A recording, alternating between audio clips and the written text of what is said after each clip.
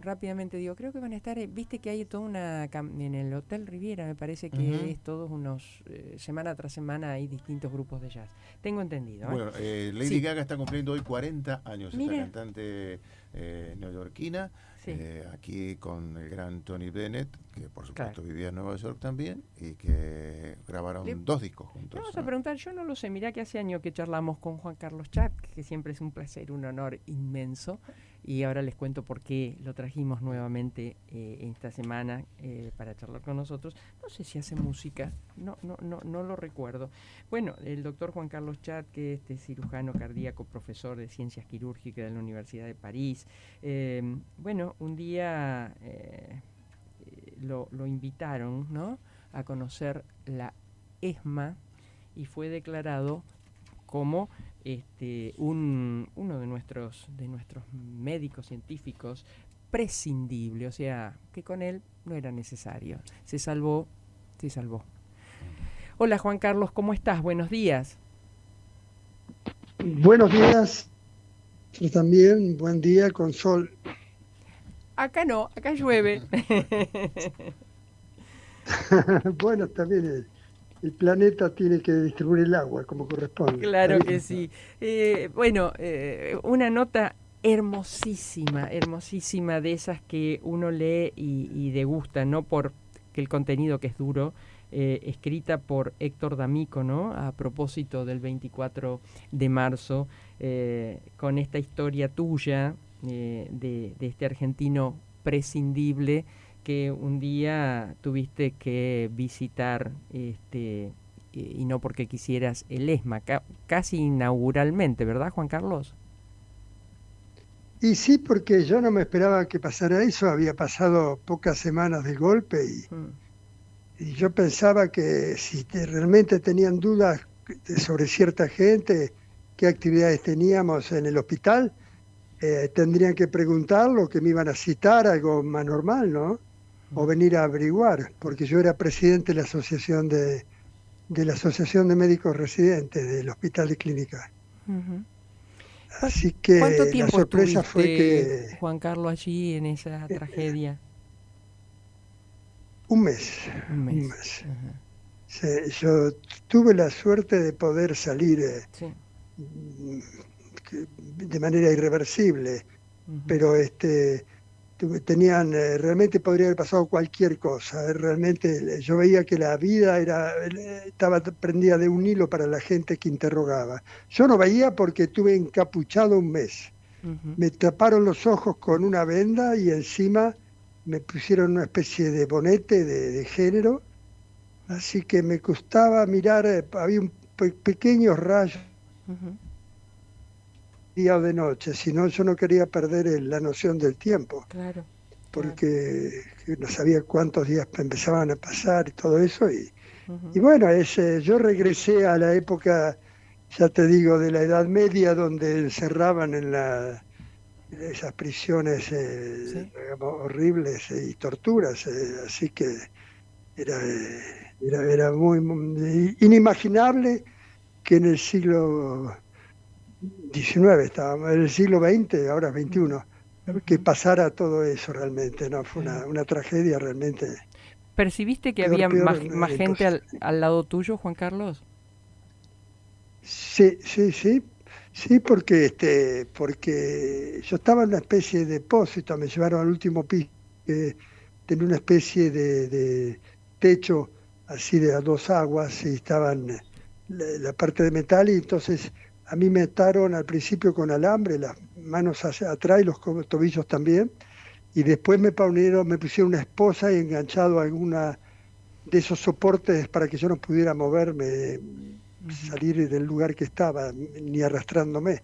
Estábamos Ujú. tirados en el piso Sí, sí, sí, sí. y con mucho frío, prácticamente desvestido. Era el Mm. mes el invierno empezaba. Ujú.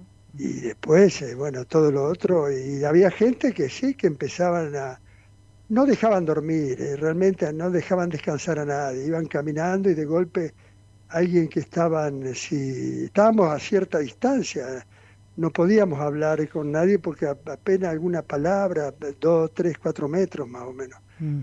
y de golpe venían caminando despacito la gente que nos controlaba y al que hablaba le daban una patada, y si no le golpeaban la cabeza. Había golpes, a mí también.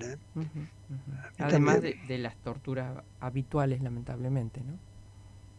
Y sí, a la noche llevaban a un lugar que era el sótano, para que no se escuche desde afuera, el subsuelo, y era Mm, el piso de las torturas, ujú. con electricidad, todo lo que Sí. podían hacer sufrir, el colchón mojado, todo eso. Ujú, ujú. Sí, el medioevo.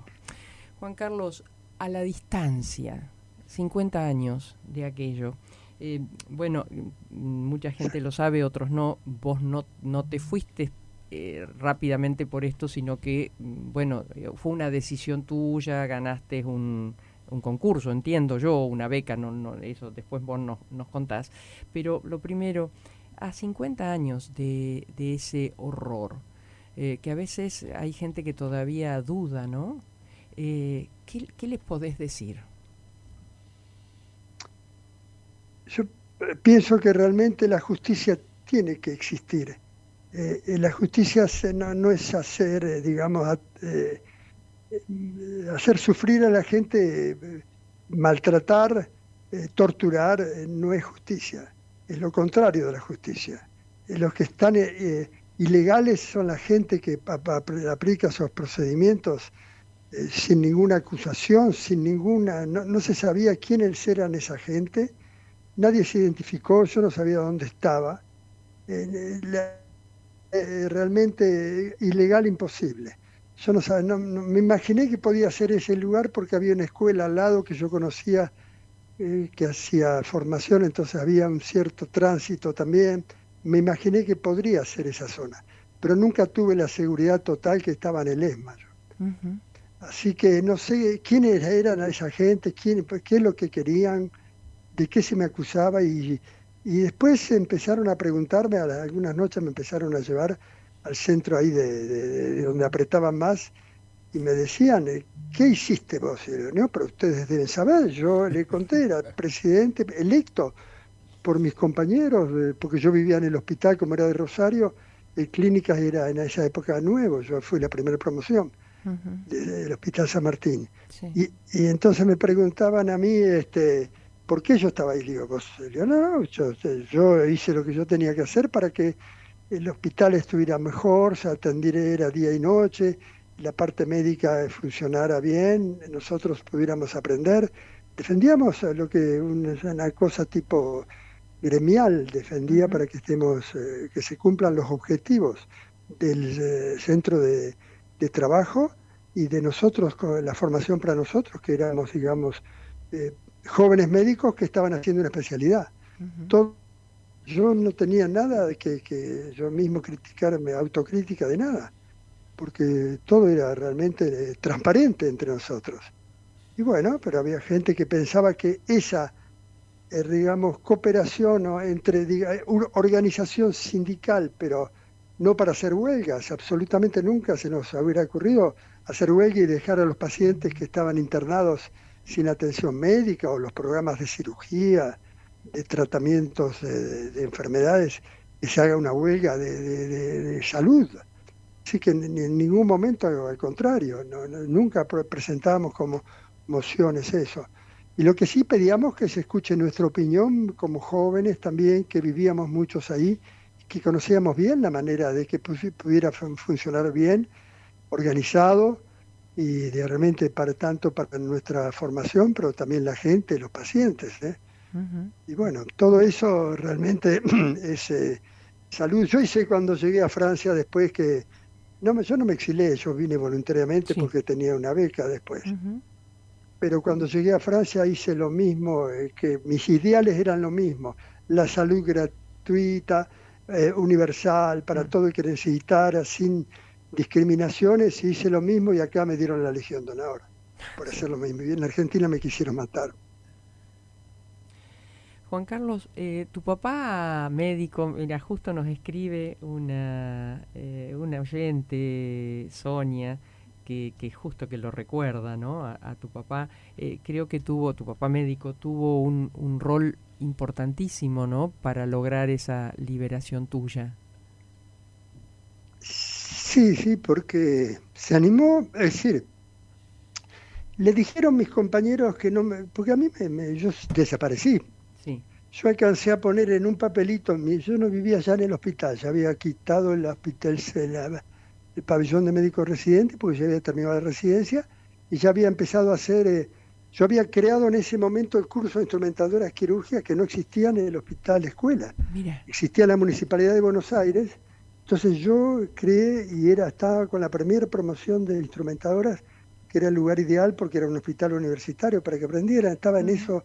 Entonces, y también yo era ayudante de anatomía de la Facultad de Medicina enfrente y hacía investigaciones que eran muy interesantes en cirugía general.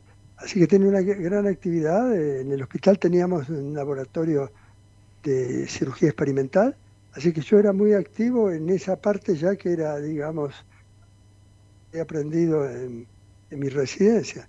Entonces, esos compañeros míos se hicieron llegarle a mi familia la noticia de que consideramos que si yo desapareciera la nueva intervención, que había un capitán de navío, un marino, que estaba de interventor, de director del hospital, así que pensaron que los militares que ya habían llegado, hubo una intervención militar de toda la parte ejecutiva y también en algunos puestos clave de urgencias, todo eso.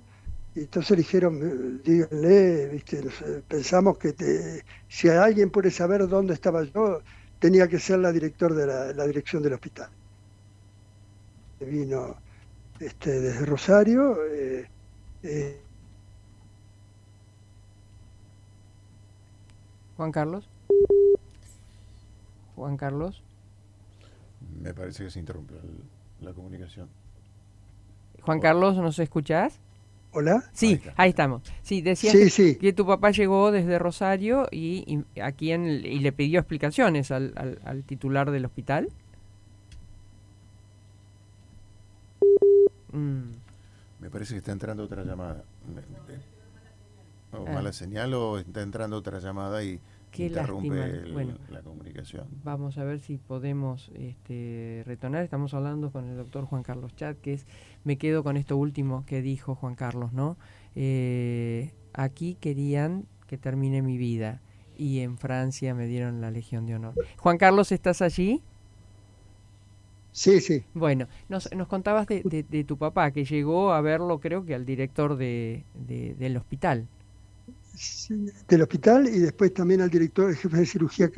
Y bueno, y a ellos les dijo, escúcheme, dice, yo me dijeron todos que él desapareció porque ustedes querían limpiarlo de ahí del servicio para que no sé, no pueda, los jóvenes como él no tuvieran ningún tipo de poder de influencia en Mm, que me querían que retirarlo. Entonces, sí, no me habían despedido de manera oficial, sino que a mí me habían declarado prescindible, después me enteré, pero más que prescindible, a mí me declararon medio condena a muerte, sí. porque yo lo que pasó, yo era fuerte, buen estado de salud, podría haber tenido realmente un problema cardíaco o algo así por toda la electricidad que me aplicaban, los golpes y la desnutrición, porque no comíamos nada prácticamente, un poco de agua, un pedazo de pan de cada 2 o 3 días. Mm. Te ayudó ser rugby, ¿no? Vos eras, Sí, no sé para qué equipo jugabas, sí, pero... sí. Ujú. Bueno, Para Plaza ah, Jubel de Rosario, Plaza. ajá, ajá, bueno. Juan Carlos, y nada, ni ese pasaje en el horror, nada hizo cambiar tus ideales hasta el día de hoy, ¿no? Que seguís batallando por por una salud gratuita, accesible, nada te cambió, tus valores y tu formación, ¿no? Eh, a ver si podemos esta última pregunta antes de despedirlo. Eh, vamos a ver si a veces, lamentablemente, ¿no? Las líneas no nos acompañan. lo está llamando de nuevo Esteban, y después total pegamos esta nota y la subimos a nuestras redes ya editada, de eso se encarga Lili, y ustedes la van a poder escuchar bien. Juan Carlos, te decía sobre esto último, una última pregunta, porque hoy tenemos las líneas un poco complicadas. Te decías que nada, ni ese horror te hizo cambiar tu solidaridad, tu pensar en el otro, esas misiones humanitarias, una medicina para todo, al alcance de todo, aún en las cuestiones de última generación como tiene la medicina hoy. Exacto, sí, yo quise que para mí tenía que ser igualitario a nivel mundial. El principal problema era a veces la comida, digamos, la nutrición, y en el mundo la mitad del mundo sufre de la falta de nutrición porque no hay alimento, y la otra mitad tienen exagerado porque tienen colesterol, tienen obesidad, la vida sedentaria, así que eso uno ve las injusticias, que una redistribución digamos, de los alimentos, hubiera ya alcanzar y eso es lo que hacíamos, llevar alimentos, y sobre todo la principal edad en los países africanos y América Central era el hambre, la desnutrición y la falta de proteínas en la infancia, que es muy importante porque si no tienen proteínas no tienen anticuerpos y se infectan. La infección es porque no tienen proteínas, comida como corresponde, ¿no? Ahora, ¿qué le pasa al hombre que sigue en guerra? ¿Qué le pasa al ser humano?